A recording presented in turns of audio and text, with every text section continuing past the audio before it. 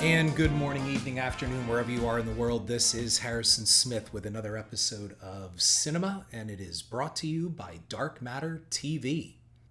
As most of you know, I've been writing a series of articles for Dread Central, and it focuses on a look at my life in horror and how the genre has impacted me since a boy. And most of all now as a filmmaker, since this is the industry and pretty much where I work in the horror industry. Always looking to get out and try different things, but I believe that for overall, the genre has defined me up to this point. And I've talked about this a number of times that it's never been easy to not only get into this industry, but to remain in this industry, which is why the title of the series is basically Swimming Upstream, Going Against the Current. And I was inspired by this because as a boy, and I've talked many times about this, Jaws was the movie that made me want to make movies. So as a boy, by the time I was 8 years old, I knew, thanks to my grandmother, I knew all of the names in horror from Vincent Price, Peter Lorre, Peter Cushing, Christopher Lee, Boris Karloff, you name them, I knew them, is really how it was. And the genre impacted me. Now, it's more than just loving movies, and that's the point of this podcast today. The point of this podcast is get out there and support your horror magazines. Now, Fangoria has returned, and this is great. It's so important that Fangoria is back. But you have Dread Central, which has been kind enough to afford me space, to give me the time to share this journey, this story, because hopefully people reading it are getting something out of it. It's more than just, I remember the time I went to see the Amityville Horror. Who gives a shit? The point I'm talking about is the understanding of the concept of what it was like to get into an R movie, what constituted an R movie, how did Dawn of the Dead not get an X rating, and the impact of an X rating on its distribution. The same with Alien. All of those things I learned also while growing up. It was more than just busting my R-rated cherry on the Amityville Horror. That's not what it was. So whether you read Bloody Disgusting or Scream Magazine, Rue Morgue, Morbidly Beautiful, 1428, I can go on, and I apologize. I'm not trying to leave anybody out because there are many of them. My point is find the online horror magazine or in-print horror magazine of your choice and get out there and support them. Because reading them is not just about reading for the latest spoiler or the interview with your favorite actor, although you can get things out of those interviews, because these magazines are offering so much more, even more than when I was a kid, because they could only print so much. Now they have unlimited digital space on the web, and you can get so much else in the way of bonus features and extra interviews and unedited interviews. Here in the article, we're giving you just this segment, but if you want the full interview, click here. This is gold. It's beyond gold. It's platinum. It's Element 115. Utilize this because these magazines are more than just entertainment. They are primers. They are educational tools. They are resources. Embrace them, use them, devour them. Now, when I was a little kid in second, third grade, I got put in this special gifted class with about 9 other little wonderkins. And that was a great time all on its own. But there was a boy in that class who absolutely loved monsters as much as I did. But the best part about him was he could fucking draw them. Like he could draw them like you wouldn't believe. And I know you're thinking, well, to a second grader, anybody can do something that's great. No, this kid, I swear, was like ready for Marvel by the time he would eventually turn 11. He was so good. And I was so in awe of his drawing that one time he did a bulletin board and he had Godzilla on the bulletin board. And he did a cutout of Godzilla. Well, when the bulletin board came down, because our teacher allowed us to do bulletin boards in class, he gave me the Godzilla. And I coveted it. And I went home and I immediately lied to my mother. And I said that I drew that Godzilla. And I don't think she believed me. My mom was pretty smart. I don't think she believed me at all. Of course, she had never seen anything before or after that compared to that Godzilla. But she hung it on the fridge all the same, and she allowed me to take credit for it. She never really praised, I can always remember that. She didn't praise me like, oh, you have to draw more. I think she knew. And she also knew that I had this big bromance for this kid because I was so in awe of his talents. But I learned from him because he got this, it looked like a small newspaper It was printed in that fashion, like a small, like a school newspaper, on real newsprint, and it was called the Monster Times. And inside was just it was just articles on the making of these movies, and sometimes they recapped the plot lines, and sometimes they did interviews. But overall, it was about how they made these movies and the magic that went behind them.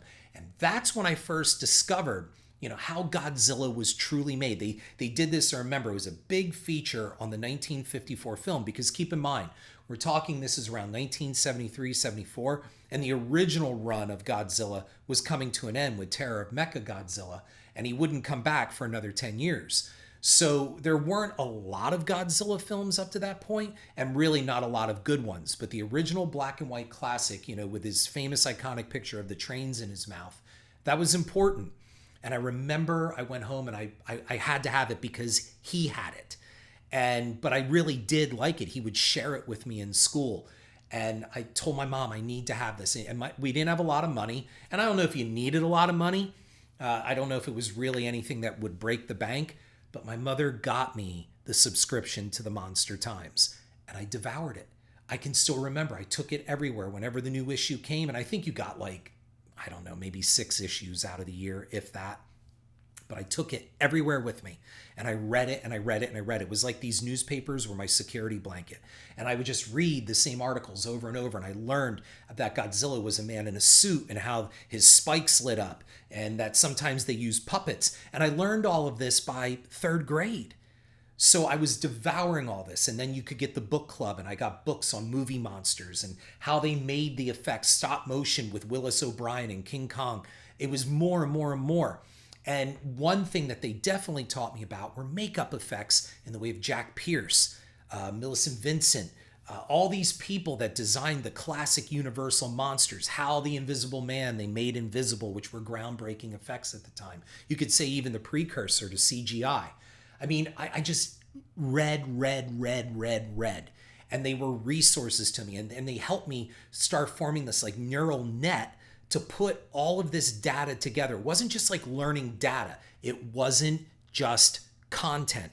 That's what I'm talking about in my last episode, where Scorsese talked about the difference between film artistry and content. I wasn't just reading junk, here's the plot line of Godzilla for the 50th time, and could Godzilla win against Rodan in a fight? It wasn't that kind of fast food writing and journalism. This was more about, here's the magic of how they did it. Here's why you should be in awe. And they talked to this stuntman and the guy that was in the suit. And it was great because you learned that, this guy lost weight and they had to drill holes in the fingers of the outfit. This is what I'm talking about. It was living. It was sucking the passion out of these films, seeing the artistry that went into them instead of just, oh yeah, they did some CGI and they had some stunt work and this guy's rigged and they jump and they put the computer effects in and it's done. That's content. Sometimes it's artistry, but again, you can make films that are cuisine, big luscious meals, no matter whether you're vegan, vegetarian, omnivore, herbivore, it doesn't matter, carnivore. When you go to a high-end restaurant, you get cuisine. If you want your Big Mac or your Chick-fil-A, you go there and they make it the same. A Big Mac in Paris is the same as a Big Mac in Chicago. And if it isn't, it fucking better be, because that's what we want. And that's how we can sometimes look at our films, which is why Scorsese will say that the superhero movies are more akin to an adventure ride, a theme park ride, than they really are high-end cinema. They're fast food, and that's fine because we all love to shove fast food into our holes. We know that, but you can't live off of it. And if your diet is predicated upon it, well, then you got problems. Well, the same applies for cinema. And before I go into the magazines again, the same applies for life. If you're just going through life and you're existing, well, you're kind of just amassing content. That's all you're doing. You're living out content. Are you living passionately? Are you having adventures? I mean, it's more than just sex. It's more than just drugs. It's more than just accumulating material things and wealth in the bank. Let's face it, you can have all the wealth in the bank and you're still going to die. And it's not like you're going to have some U-Haul attached to your freaking ass to take all your assets with you. So that's not living. And if you're not living, and that was the point that I brought in my last episode, If you're not living, okay, then what's the point? If you're just existing, then you are living content. But for me, the original genesis of the article situation for the pieces in Dread Central, it was about me swimming upstream and fighting against the crowd and not just going downstream with everyone else. And I wrote in the first article, I used to work in education, and there was an educator that didn't like me, kind of thought I was some liberal hippie, which I am not. And one time after a faculty meeting, he approached me and he said, "You know, Smith, you're like a salmon. All you do is fight against the grain. You swim upstream and you get beaten up against the rocks and the current, only to get to your destination, and that's where you'll die." He said, "Why can't you just float downstream like the rest of us? It's a lot easier. You should try it sometime." And my reply back was, "Well, you know what else floats downstream? Shit." So look, there's nothing wrong with living your life whatever way you want. I'm not judging that. But I know a lot of people who have all the comforts. They have the big house, they have the leased cars, they have the nice clothes, they have a country club, a subscription, a membership where they go to the pool and they go on vacations, and they're bored. I know of some people, they simply have affairs because they're bored. There's no passion in the marriage anymore. Their marriage has become content. Their lives have become content. And that, I think, is what Scorsese was really trying to say. Not that he's dunking or ragging on superhero movies. You like your superhero movies? Good for you, man. Look, I love a fucking Whopper. Let me tell you, man, I don't like fast food a lot, but man, you put a Whopper in front of my face, I love the taste of that thing. I love it. I love it. I love it. And I could eat a Whopper 5 days a week. And I just know that that's also no good for me. From the monster times, I went to Famous Monsters of Filmland. I remember that I could get older issues of that. And I got them all at this, it was great. It was this little newspaper stand, bookstore called Bray's Newsstand. And I could go in there and get my monster fill in there, get my monster magazines and continue reading and learning. But it was Fangoria that was the game changer.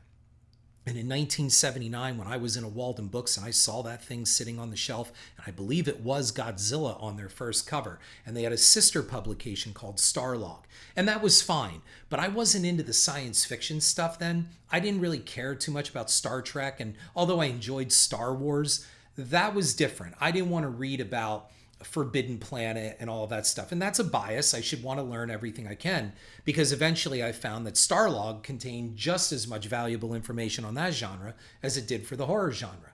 But man, it was when they published their issue on Prophecy, 1979's Mutant Bear monster movie, that I just needed to subscribe to this. It was the first magazine that I subscribed to myself. I gave my mom the money, and I subscribed to Fangoria magazine. And here's why.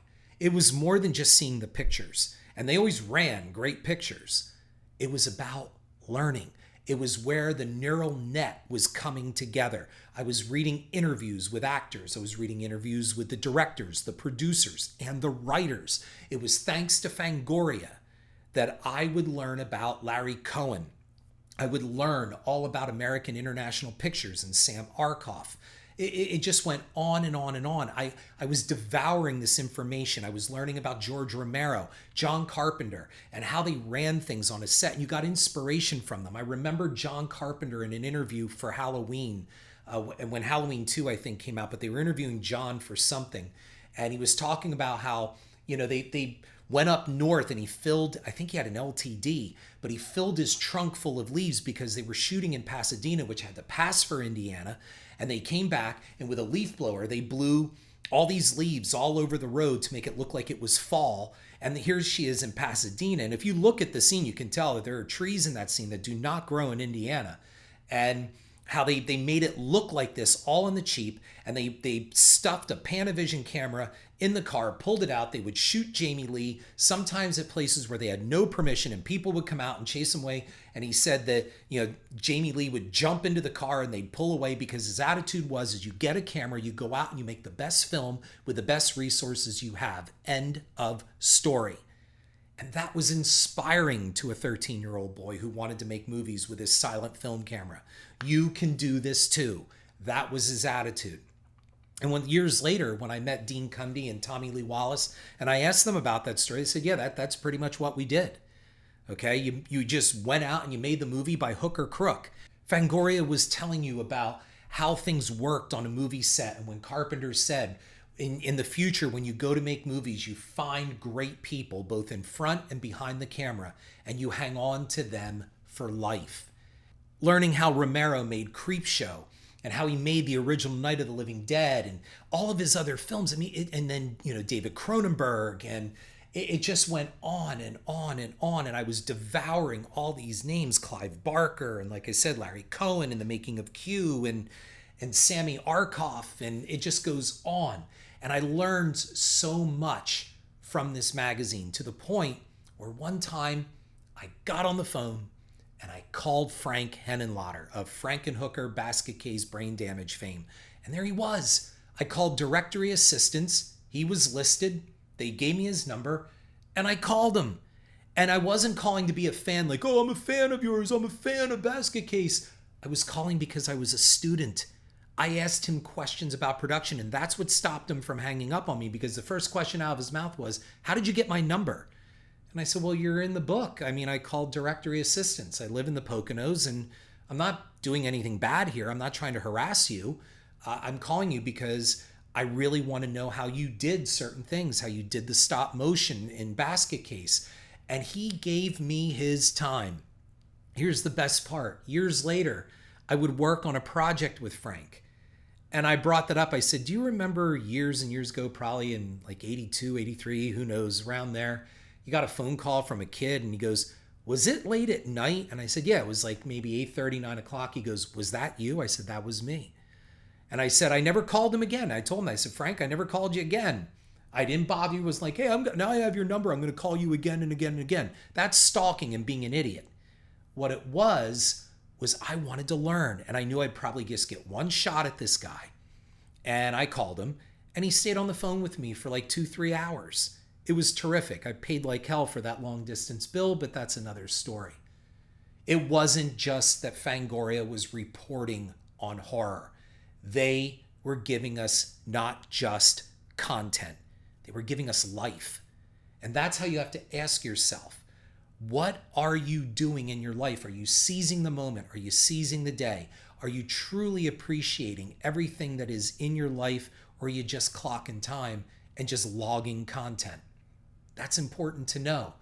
And also, this magazine, it helped me learn to read between the lines and recognize warning signs with movies. This was important. And let me shift off the topic.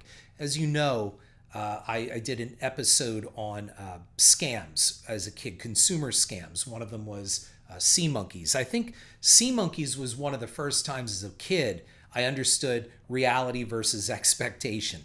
I really thought you were going to get these little people at the bottom of your tank. And you can listen to that episode. It's called The Sea Monkey Scam, and it's on my cinema playlist.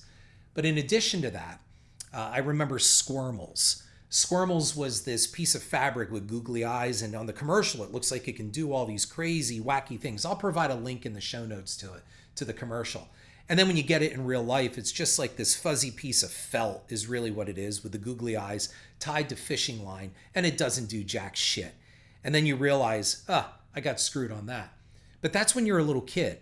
But when you start hitting 15, 16, which I was, and Atari is promising Pac-Man on its 2600 system, you're expecting the best.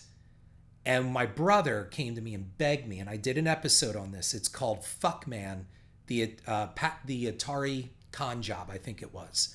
I think that's what it was called, the Atari con job. And it's on my cinema podcast playlist. And I put $30. It was a $60 cartridge. You had to put a deposit down. We walked all the way up to the mall, which was 5 miles one way, not in snow uphill, but it was 5 miles one way. Put the deposit down, and then in March of 1983, you got your cartridge. And here was the problem. I was suspicious because all during this time, you saw no commercial, even though they're giving commercials about that Pac-Man is coming. They never showed you what it looked like. And there were no screenshots of it in magazines, and most of all, on the box. When we picked up the original box, I know some of you are going to say, no, it came free with the Atari 2600. No, that was later. The original release of it was a cartridge, and it was $60. At least that's what we paid where we were. I remember looking at the box when we got it and handing the box to my brother, and we walked like we had, the Lost Ark of the Covenant in our hands back home. For kids were waiting for this. There were no screenshots. And it's like, I wonder why that is. Then we put it in the machine. You realized you'd been hosed. And there were plenty of warning signs on the way. What does this have to do with Fangoria? Well, when you start reading the interviews and as you start becoming more adept in the information and how they're reporting it, sometimes you can start reading where directors or even actors or producers, it's the way they say things. They're not 100% ebullient about their product, but they make it sound like, yeah, this came out good, or it came out good enough. And you're like, hey, what's the problem there? They're not really raving about this. But for me, the big one was when they did their piece, Fangoria did their piece on Jaws 3D. And in March of 1983, it was that same time, Jaws 3D played as a trailer on the front of Young Doctors in Love, one of those airplane spoof comedy things about soap operas this time around. And I remembered seeing the preview. I'm like, oh my God, Jaws 3. And then I saw it was Jaws 3D when the 3D letters come in, and I thought, uh-oh. There was the first uh-oh moment. Like, this could be bad. And then the poster came out. And what did they have at the top of the poster? Just like Halloween 2 and just like Halloween 3. All new. All new. Like it's some kind of product instead of a movie. All new? I guess, like maybe would people think that they just took Jaws and made it in 3D? But the artwork clearly showed it was in SeaWorld and all of that, but I digress. However, when you read Fangoria, and in the article, it started with Joe Alves saying something like, in the first 30 seconds, you're going to have a big laugh and a scream. And I thought, why would we be laughing at the start of a Jaws movie? I mean, we certainly were not laughing in the first film. And the killing of the divers in the second one was pretty good too. Why would we be laughing? And then it's when he said, we seriously considered continuing the storyline that it was the same shark from Jaws 2 that would be in Jaws 3. Now, if you remember the ending of Jaws 2, and that fish bit into that power line to the lighthouse, and over 200,000 volts went through it, literally cooking its eyes inside of its sockets, and fire inside of its mouth, how would that shark have ever survived? And that was the uh-oh moment, real big uh-oh moment for me, because it was like, why would you even consider that? Like, that's just really stupid. Why was that even a topic of conversation? Like, that would have never even occurred to me. This is a different shark. And why would the same shark be following them? Well, we figured that out in Jaws the Revenge. So those were my uh-oh moments. And Fangoria taught me. Look, they had to keep pushing out their stories, right? They need their readership. So they're not going to trash the movie, and they're not going to write an opinion piece saying that we think this movie could be trouble. They want to have access to the studios and filmmakers. It's all part what I learned of playing the game. They played the game too. But sometimes they left you clues to say, we're playing the game, can you see us winking? And that article, I remember, stood out to me as a big wink. And I thought, go in with low expectations. And I did, and I wasn't disappointed. When I was in school before Fangoria, I remember I learned from reading all of this stuff through the Monster Times and such about Dick Smith, and that he had published a book on makeup effects. And I remember, like, by the time I was in 4th grade, I was doing the Frankenstein monster flat top and doing bolts, and I could do werewolf makeup and alien makeup. And I was doing it all on my own with household, supplies around the house. I'm using a milk jug, a plastic milk jug and carton to make my Frankenstein head. And I was learning. These were resources. And then you could get these books, even after Fangoria, you could get these books at Walden Books. And I bought up books on Hollywood special effects. And that's where I learned the names of Tom Savini and Dick Smith and all these people, Rob Bottin. It was amazing. And I felt like now when I went to go into horror movies, I was going in armed. I was going in understanding the art that was going on behind it all. And that is why, as I start to wind this down, I want you to listen very carefully. Get out there. Support your horror periodicals. Support Fangoria. Support Dread Central. Spread the word on Bloody Disgusting and Scream Magazine and Rue Morgue and Morbidly Beautiful and all of them. Whatever ones you love, post about them, because here's the thing. Everybody loves to bitch and complain. And the bitchers and whiners and complainers, they're the first to take to the comments section and write something negative. But the people who truly love and appreciate, they don't do that.